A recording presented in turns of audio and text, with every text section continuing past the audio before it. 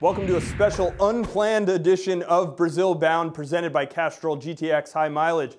With Andrew Wiebe, I'm Jason Saghini, and U.S. Soccer drops a bombshell announcing the 23-man roster essentially a week ahead of what we thought would be the scheduled release date, Andrew. So first off, there's plenty to talk about as far as roster goes. Tell me, why announce it a week early? Well, I think it's pretty simple, Jason. Jurgen Klinsmann talked about 50-50 battles in this camp. Who would go, who would stay? It's clear those battles have been won, and in my opinion, once you know you're 23, it's time to eliminate distractions and focus on Brazil. You get that group together, you prepare them for these 3 friendlies, and let's be honest, having those extra 7 players around for an extra week, having that uncertainty, that is pressure that you don't need in there. You need guys focused on the task at hand, and that's what's going to happen when they get to June 16th.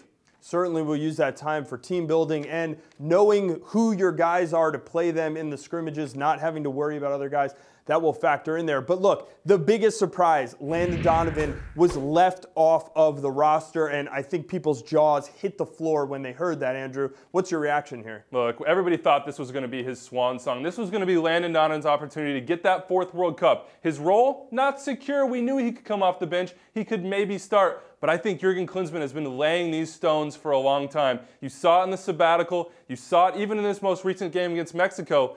Klinsmann doubted his commitment to the cause. He didn't know if Landon Donovan was all in. He said it himself. I think Landon's taken it easy in training. It didn't work out for him. I think it's a huge, huge risk, though. You're going to see huge public outcry about this. Landon Donovan, for all intents and purposes, the face of U.S. soccer for the last decade, still a difference maker. The guy who has 5 World Cup goals. The rest of the roster, only Clint Dempsey and Michael Bradley has scored. The pressure, Jason, is squarely on their shoulders. Yeah, I mean, I think the public outcry is one thing. What's going to happen in the locker room, that is certainly a question. And I have to ask, U.S. Soccer gave Jurgen Klinsmann a contract extension through the next World Cup.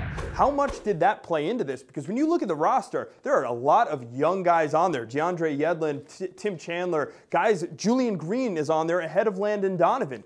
That only happens if Klinsmann doesn't need to win games at this World Cup. Well, look, and you didn't mention John Anthony Brooks getting in over Clarence Goodson. I thought Goodson probably a lock based on his usage before, but yeah, I think that played a huge role. But one thing about Jurgen Klinsmann, we know he's not afraid to stir the pot. He did it in 2006 with Germany. He pushed aside the old generation and brought in a new one. Now that team made it to the semifinals. No one here is saying the U.S. has the same talent level, but there's one thing that's for certain. Jurgen Klinsmann is not going to be beholden to any sacred cows. He's going to do what he wants. He's going to do what he thinks is best for the future. And in this case, it's obvious he wanted to change the page. Speaking of a lot of the young guys, a lot of German Americans on this roster. When you look at it, you have John Anthony Brooks, Tim Chandler, Julian Green, guys we thought were on the bubble and probably on the outside looking in, along with Jermaine Jones and Fabian Johnson.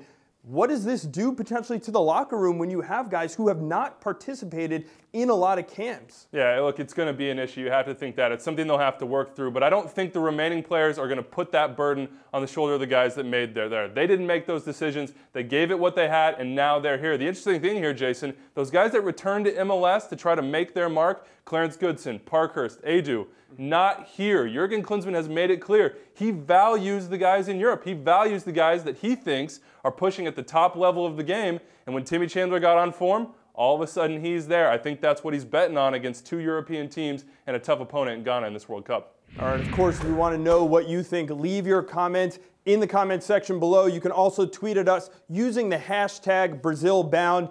Tomorrow, we are going to have plenty more on this. Jesse Marsch will be in studio, former assistant coach of the 2010 World Cup team. I spoke with him on the phone before we came in here. He is going to have a lot to say about this roster. You won't want to miss that show.